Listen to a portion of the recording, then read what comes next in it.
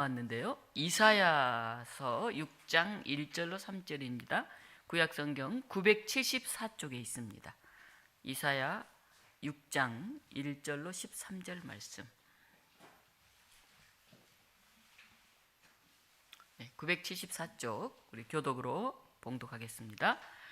우시야 왕이 죽던 해에 내가 본즉 주께서 높이 들린 보좌에 앉으셨는데 그의 옷자락은 성전에 가득하였고 스라들이 모시고 섰는데 각기 6날개가 있어 그 둘로는 자기의 얼굴을 가리었고 그 둘로는 자기의 발을 가리었고 그 둘로는 날며 서로 불러 이르되 거룩하다 거룩하다 거룩하다 만군의 여호와여 그의 영광이 온 땅에 충만하도다 하더라.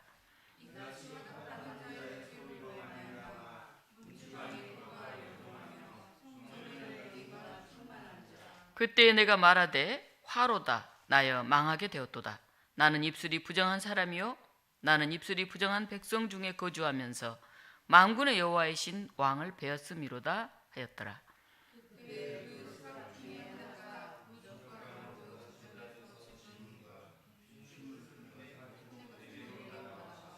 그것을 내 입술에 대며 이르되 보라 이것이 내 입에 닿았으니 내 악이 제하여졌고 내 죄가 사하여졌느니라 하더라.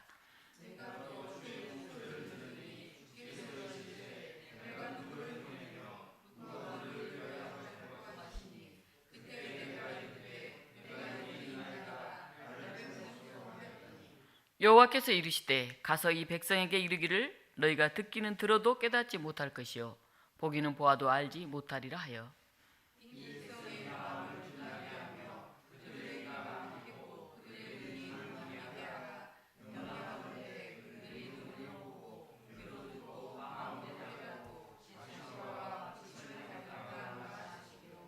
내가 이르되 주여 어느 때까지이까 하였더니 주께서 대답하시되 성읍들은 황폐하여 주민이 없으며 가옥들에는 사람이 없고 이 토지는 황폐하게 되며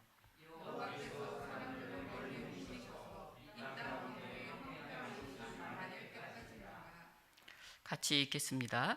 그 중에 10분의 1이 아직 남아 있을지라도 이것도 황폐하게 될 것이나 밤나무와 상수리 나무가 배임을 당하여도 그 그루터기는 남아있는 것 같이 거룩한 씨가 이 땅의 그루터기니라 하시니라. 아멘.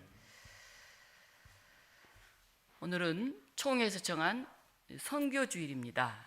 6월 둘째 주를 왜 선교주일로 정했냐 하면 우리 기장 총회가 바로 이 6월 10일 날 시작되었기 때문에 그렇습니다. 1953년 6월 10일에 한국기독교 장로회가 새롭게 출범하였습니다. 물론 그 전에는 대한예수교 장로교란 이름으로 쭉 같이 해왔습니다. 그래서 지난 금요일 날 분당 한신교회에서 우리 기장 새역사 70주년을 기념하는 선교대회와 기도회가 열렸습니다. 많은 교단이 이 땅에 있는데 특별히 1953년에 우리 한국기독교 장로회를 불러내서 하나님의 선교를 이루어가게 하신 데는 큰 뜻이 있음을 고백하면서 우리가 70주년 축하와 또 새로운 내일을 향한 그런 행사를 열었습니다. 우리 사진으로 한번 같이 잠깐 보도록 하겠습니다. 네, PT 한번 띄워주실래요?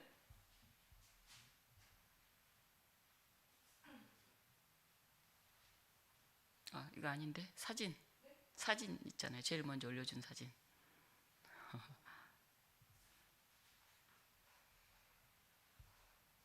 사진도 쭉 올려준 거 있죠?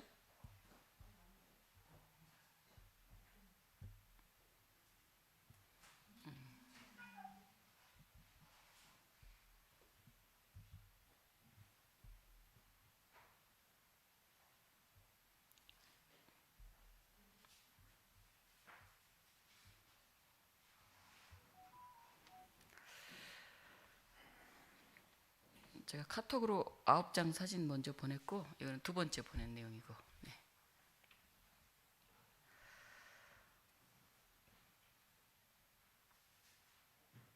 예, 아직 안 올라왔으면 좀 이따 보여주세요. 준비되면 얘기해 주십시오.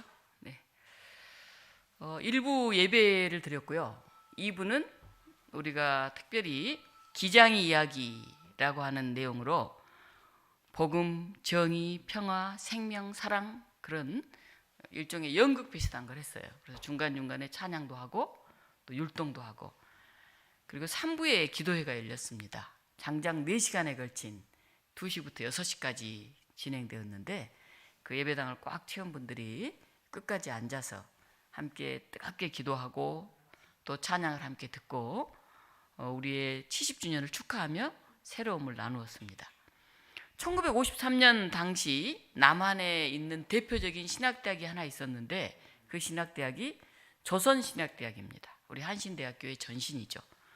평양에 있던 평양신학교가 북한이 공산화되면서 남쪽으로 내려와서 이름을 조선신학대학으로 바꿨습니다. 그리고 이제 신학을 가르치기 시작했는데, 외국에서 공부하고 박사학위를 따고 들어온 젊은 교수 김정준 박사님이 성서 해석을 굉장히 산뜻하게 가르치기 시작했어요. 그래서 그 전까지만 해도 그냥 이렇게 성경 문자를 그대로 외우고 그걸 받아들이고 이렇게 했었는데, 거기에 대한 역사적인 배경이라든지 이제 여러 가지 부분들을 설명하기 시작했습니다. 그래서 아주 보수적인 그런 교수들이, 젊은 교수들이 이렇게 가르치면 안 된다, 무조건 성경을 그대로 보고 믿어야지, 여기에 사람이 생각이 자꾸 들어가고 그러면 신앙이 흐트러지기 쉽다, 이렇게 해서 김정준 박사를 제명을 시켰어요.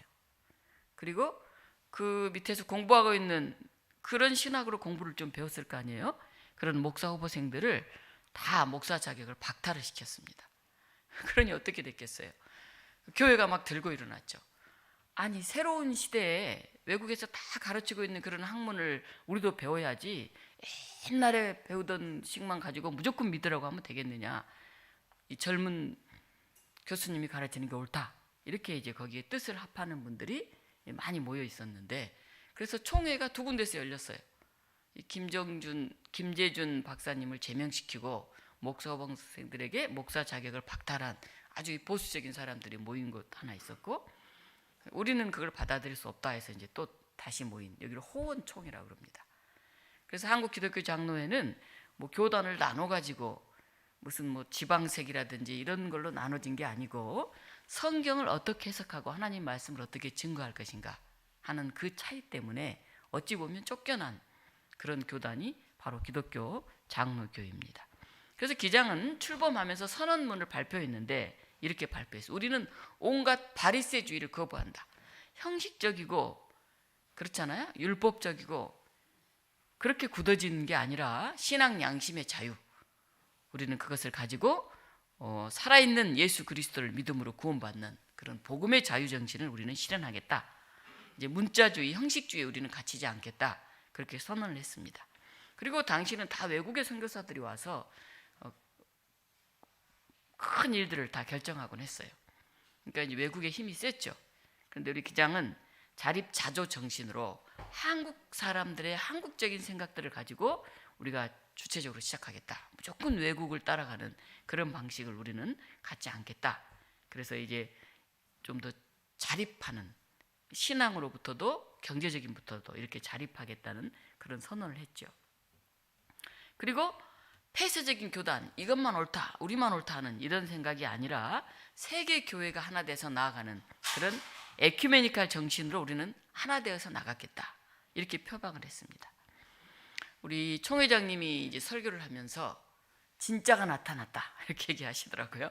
그래서 어디서 많이 들어본 이름인데 생각했더니 요즘 TV에 진짜가 나타났다고 그런 제목이 있는 것 같아요.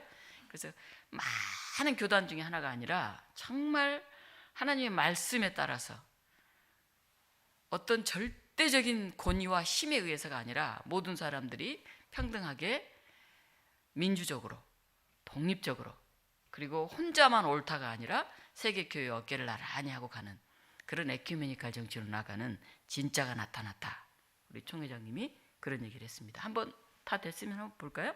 네, 금요일 날 열렸던 우리 선교 대회입니다. 한국 기독교 장로회 새역사 70주년. 네.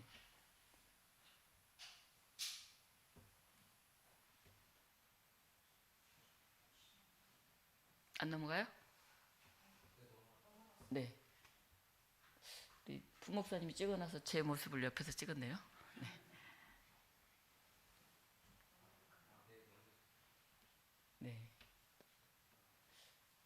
방금 전에 보면 이제 멀리서 잘 안 보이는데 카나다에서 오신 목사님이 이제 설교를 했어요. 우리 기장이 1953년 출발할 때부터 카나다 연합교회가 적극적으로 기장을 지원하고 지금까지 지지하고 있습니다. 2부에 이제 기장 이야기라고는 연극 시작하는 풍물패 모습이네요.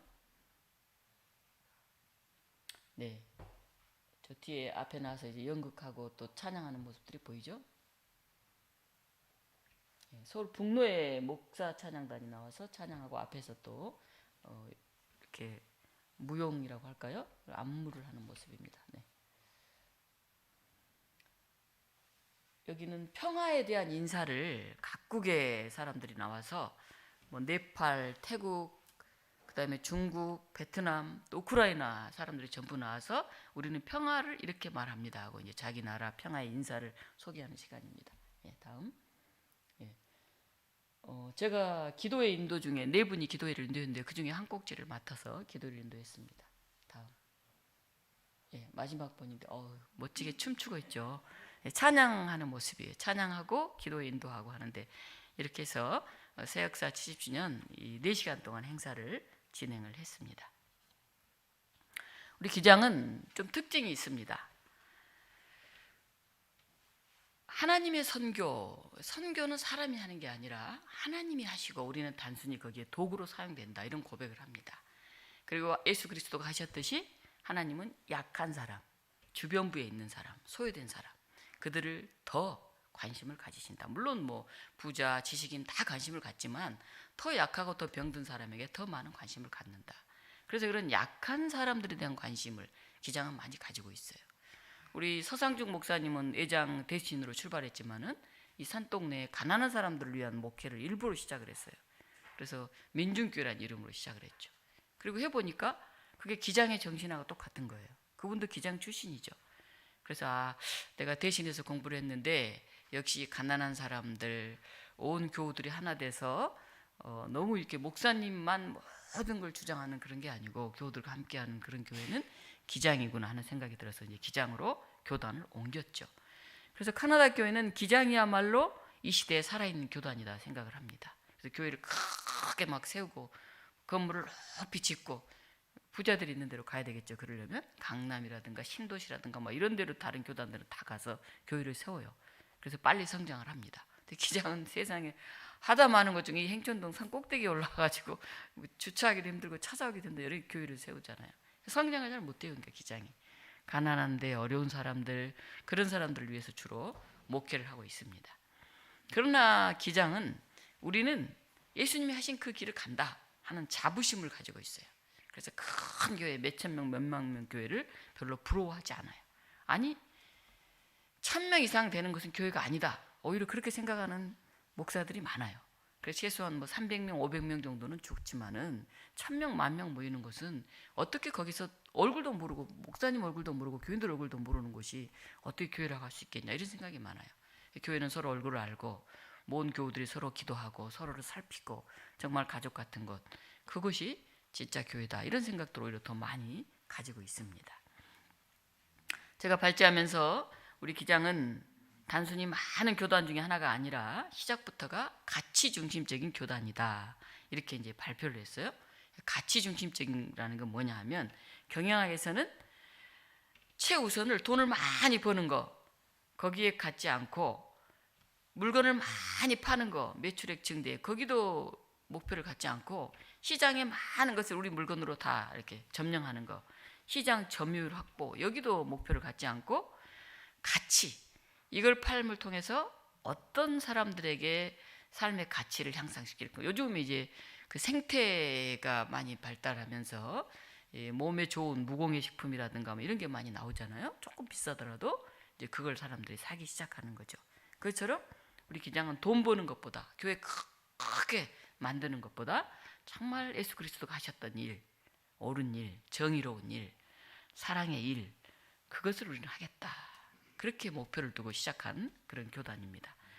그래서 기장이 좀 약해요. 사실은 성장을 해서 막 해야 교회가 좀 부흥하고 또 사람들이 많이 모이고 좀 돈도 있는 이런 데 막 교회를 세워야 교회가 클 텐데 뭐 이런 산동네 저 농촌 뭐 탄강촌 어려운 데 교회를 많이 세우고 가난한 사람들이 많이 다니고 또 막 교회를 크게 세우려는 생각보다는 하나님이 원하시는 일을 하자고 지역에 봉사하는 이런 일들 많이 하니까 교회 성장은 상당히 약한 것은 사실입니다. 우리 기장 약자가 PROK예요. 그래서 이제 카나다 특히 해외에 나가면 PROK 하면 오케이 그래요. 야, 기장은 살아있는 교단이다 이렇게 얘기를 합니다. 특히 70년대 민주화 운동에 가장 앞장섰던 통일 운동에 그런 곳이 이제 기장이죠. 그래서 독일이나 이런 곳에서 기장교회를 많이 도왔어요. 서대문에 가면 총회 교육원이 있는데 거기도 캐나다 연합교회 헌금으로 그 땅을 구입한 거예요. 그리고 자기 농촌에 가면 그 농촌 전북 완주에 가면 넓은 농촌 개발원이 있는데 거기도 캐나다 연합교회가 후원해서 땅을 샀습니다. 그다음 둔촌동에 가면 10,000평 넘는 배단위 집이 있어요. 거기도 캐나다 연합교회가 지원했어요. 그래서 캐나다 교회, 독일 교회들이 우리 기장을 많이 도왔어요. 기장이 약하고 작은데 그 뜻이 너무 좋다. 어려운 사람, 정말 힘든 곳, 거기에 정말 그게 하나님이 원하시는 그런 교회다. 그렇게 생각해서 지금도 기장을 많이 돕고 있습니다. 이제 우리나라가 잘 살게 돼서 지금은 도움을 이제 별로 안 받죠. 그래서 이번에 70주년 행사에도 캐나다에서 오셔서 이제 같이 설교를 했습니다.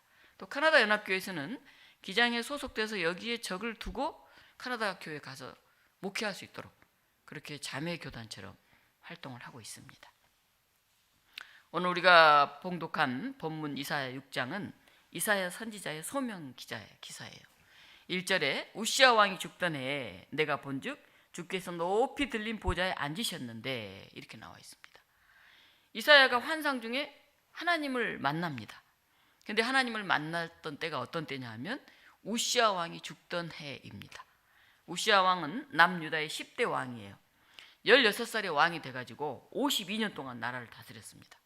그런데 솔로몬 왕 이후로 가장 넓게 강력하게 경제적 번영과 정치적 평화를 누린 사람이 우시아 왕이에요. 그 힘센 블레셋도 물리치고 암몬도 정복했어요. 사람이 잘 되고 형통하면 야, 하나님이 나에게 이런 큰 복을 주셨구나. 그리고 기뻐하면서 하나님과 사람 앞에 겸손하고 온유하고 이렇게 행동해야 되는데 이 우시아 왕은 그렇게 하지 않았어요. 자기가 잘나서 이렇게 나라가 부강한다 생각하고 자기 힘만 믿고 교만해지기 시작했죠. 그래서 신앙을 점점 잃고 맙니다. 당신은 아론 집안 제사장만이 성전에 들어가서 하나님께 분향을 할 수 있어요. 그런데 그냥 우시아 왕이 성전에 들어가서 제사장을 다 뒤로 물리치고 분향을 하려고 하다가 대제사장 아샤라와 80명의 제사장이 그걸 가로막습니다. 이렇게 하면 안 됩니다. 임금님. 율법을 이건 어긴 일입니다. 그러니까 그냥 그들을 다 죽여버리겠다고 위협을 합니다. 그래서 큰 이제 갈등이 생기죠. 그때 유대 고대사에 의하면 지진이 일어나가지고 성전 벽이 착 갈라져요. 그리고 햇빛이 쫙 들어오면서 우시아를 확 비치는데 우시아가 문둥병에 걸립니다. 그래서 격리되게 되고 왕위에서도 역할을 하지 못하게 되죠. 자기 권력을 남용하다가 인생 전체를 용두사미로 마무리했던 이 우시아 왕, 그 왕이 죽었어요. 그때 이사야는 보좌에 앉으신 하나님을 만나게 됐죠. 이사야는 깨닫습니다. 진정한 왕이 누군가를. 이렇게 나라가 부흥하고 경제적으로 잘 살고 뭐 이렇게 한다고 그게 중요한 것이 아니라 정말 하나님을 섬기는 진실한 사람, 그를 이사야는 찾게 되죠. 오늘 2절 3절 보면 스랍들이 모시고 섰어요. 근데 각각 6날개가 있습니다. 둘로는 얼굴을 가리고 날개 둘로는 발을 가리고 둘로는 날면서 스랍들이 거룩하다 거룩하다 거룩하다 만군의 여호와 이렇게 찬양을 해요. 그래서 그 영광이 온 땅에 충만했다 이렇게 나와 있습니다. 자, 스랍들 한번 볼까요? 네, 스랍들 모습 날개가 6개죠. 또 다른 모습. 예, 여기도 스랍들 좀 다른 모습이죠. 예, 또 다른 스랍. 네, 뭐 사람도 있고 뭐 짐승의 얼굴 같은 모습도 있고 날개 6개인데 다 다양한 모습들이죠. 스랍하면 고대 근동에 호위병 같은 사람들이 호위병. 일종의 뭐 사람보다는 더 힘이 세고 뭐 천사보다는 좀 더 못한 뭐 그렇게 호위병 같은 사람들. 이런 스랍들이 지금 하나님 곁을 쫙 지키고 있습니다. 여러분 혹시 절에 가서 사천왕상을 본 적이 있습니까? 네, 사천왕상 한번 보여줄까요? 사천왕. 네, 눈을 크게 뜨고요. 보통 손에 뭐 칼 같은 거 절에 들어가면 입구에 있어요. 또 한번 보죠. 사천왕. 네, 칼 들고 있죠. 여기는 또 이게 사천왕상이라. 절도 들어가면 그 지키는 수호신 같은 게 있어요. 그 다음에 우리나라에 이제 궁궐에 가면은 또 지키는 게 있죠. 뭡니까? 궁궐에 해태상이 있어요. 해태상. 네, 많이 봤죠. 경복궁도 가면 저런 게 있잖아요. 또 이런 해태상이 있습니다. 그래서 그 고대 근동도 그렇고 뭐 불교도 그렇고 또 우리 유교도 그렇고 보면 누군가를 지키는 이런 그런 역할을 하는 것들이 있습니다. 이 해태상은 용과 같은 상상의 동물인데 불을 먹는다고 그래요. 불을. 근데 우리나라 궁궐들은 대부분이 나무로 지어지잖아요. 목재로. 그러니까 불에 소실되기가 쉽죠. 그래서 이제 그 불을 다 이렇게 빨아들이는, 그래서 이 궁궐을 지킨다 그런 의미로 해태상이 있죠. 해치라고도 그러고 해타라고도 그렇게 부르죠. 아까 봤던 나무가 여섯 달리, 날개가 여섯 있는 스랍은 두 날개는 얼굴을 가립니다. 이 얼굴을 가릴까요? 하나님이 너무 거룩하니까 그 하나님 옆에 서 있는 게 너무 두렵고 떨려서 그분을 모시고 사는 그런 스랍들마저도 얼굴을 가리고 서 있어요. 하나님 앞에서. 날개 두 개로는 자기 발을 가립니다. 발은 보통 어떤 일을 합니까? 삶의 방향이나 활동, 그걸 말하죠. 스스로 자기 마음대로 하고 싶은 일을 하기보다는 오직 하나님의 뜻대로 가라고 한 대로 가겠다 하는 그런 의미죠. 그리고 여섯 날개 중에 두 날개로만 본래의 기능대로 나는데 사용합니다. 스랍들이 거룩하다 거룩하다 거룩하다 외치고 향과 연기가 가득하죠. 우리가 하나님의 일을 감당하기 위해서는 늘 거룩함 앞에 서야 됩니다. 그리고 두렵고 떨리는 마음으로 서야 돼요. 그 영성이 점점점 사라지면 우시아 왕처럼 신앙이 사라지게 됩니다. 우리가 신앙생활을 오래 하다 보면 이런 거룩함 앞에서는 그 두려움, 떨림이 점점 없어져요. 그리고 심지어는 이 목회자들 중에서도 하나님을 대변해서 전한다 하는 뜻이 아니라 자신이 그냥 마치 신이 되는 것처럼 하나님 꼼짝마 뭐 이렇게 얘기하는 사람도 있어요. 그 정말 갈 대로 간 거죠. 거룩한 하나님을 만난 이사야는 이렇게 고백해요. 오늘 5절에 보면 그때 내가 말하되 화로다 나여 망하게 됐다. 나는 입술이 부정한 사람이요 나는 입술이 부정한 백성 중에 거주하면서 만군의 여호와 왕을 배웠습니다. 그렇게 말합니다. 그러다 스랍 중에 하나가 부젓가락을 제단에서 집어가지고 이 뜨거운 핀 숯을 그냥 입에다 이렇게 댑니다. 그리고 내 악이 지어야졌다 내 죄가 사하여졌다 이렇게 말을 해요. 이사야는 화로다 나여 망하게 됐도다. 너무 거룩한 것 앞에 서 있으면 자기가 너무 거룩하지 못한다는 것을 알게 돼요. 제일 문제가 뭐냐 하면 내가 잘 모른다, 내가 좀 무식하다 이걸 아는 사람은 괜찮아요. 그런데 나는 잘 안다, 나는 똑똑하다 이렇게 생각하는 사람들이 문제예요. 이사야는 나는 거룩하지 못하다 하는 걸 알았어요. 화로다. 이 거룩한 하나님을 배웠으니 나는 이제 망하게 됐구나. 더군다나 입술이 부정한 이런 백성들, 그 이스라엘 백성들이 지금 다 타락해 있잖아요. 그 안에 내가 소속돼 있으니, 그 안에 내가 서 있으니 나는 이제 큰일이 났구나. 그런 고백을 하고 있죠. 여러분, 하나님이 사명을 주실 때 어떤 사명을 주시면 좋겠습니까? 아마 다른 어려운 사람들한테 가서 복을 주는 그런 사명을 주면 참 좋을 것 같아요. 병을 막 고쳐주는 이런 사명을 주면 굉장히 좋을 것 같아요. 내가 가는 곳마다 부자가 되고 막 다 이렇게 일어나는 그런 사명을 주면 너무 좋을 것 같아요. 그런데 사명을 주시는데 망한다 이렇게 가는 데마다 얘기하라고 그러면 여러분 어떻겠어요? 당신 그렇게 하면 망해요. 빨리 회개해요. 또 다른 데 가서 이스라엘 백성들 그렇게 하면 나라 망합니다. 그렇게 하지 마요. 이런 사명을 주시면 어떻겠어요? 간 데마다 너무 괴롭죠. 그런 말을 별로 하고 싶지가 않죠. 예언자들은 사람의 말을 듣기보다는 하나님의 말씀을 들어야 됐어요. 그래서 자기 말을 하는 사람이 아니라 하나님의 말을 대언하는 사람이에요. 그런데 이 이사야도 책망하고 멸망을 얘기하고 회개를 얘기하고 이런 얘기를 사명으로 받았을 때 굉장히 괴로웠죠. 오늘 9절 10절 보면 여호와가 이르시되 가서 이 백성에게 이르기를 너희가 듣기는 들어도 깨닫지 못하리라 하여 이 백성의 마음을 둔하게 하며 그들의 귀가 막히고 그들의 눈이 감기게 하라. 얘기해도 백성들이 깨닫지 못한다는 거예요. 그래도 얘기를 하라는 거예요. 제일 답답한 게 그거 아니겠습니까? 내가 가서 고생하면서 말하면 그 사람이 조금이라도 듣고 좀 변화가 있으면 할만하죠. 아무리 말해도 석유의 갱년기처럼 들은 척만 척해요. 그런데도 그걸 얘기하라는 거예요. 그처럼 괴로운 일이 어디가 있겠습니까? 그런데 사실 그렇게 외치는 것 자체가 하나님의 은혜고 하나님의 사랑이죠. 그들이 깨닫지 못해서 그렇지. 이사야가 하나님을 만나고 자기를 발견하지 않습니까? 화로다 나는 이제 망하게 됐다 이렇게 고백하지 않습니까? 베드로가 예수님을 만나고 어떻게 고백합니까? 주여 나를 떠나소서 나는 죄인입니다 그렇게 고백하잖아요. 부활하신 예수님을 만나서 열정적으로 복음을 전했던 바울이 자기 인생의 말년에 뭐라고 고백합니까?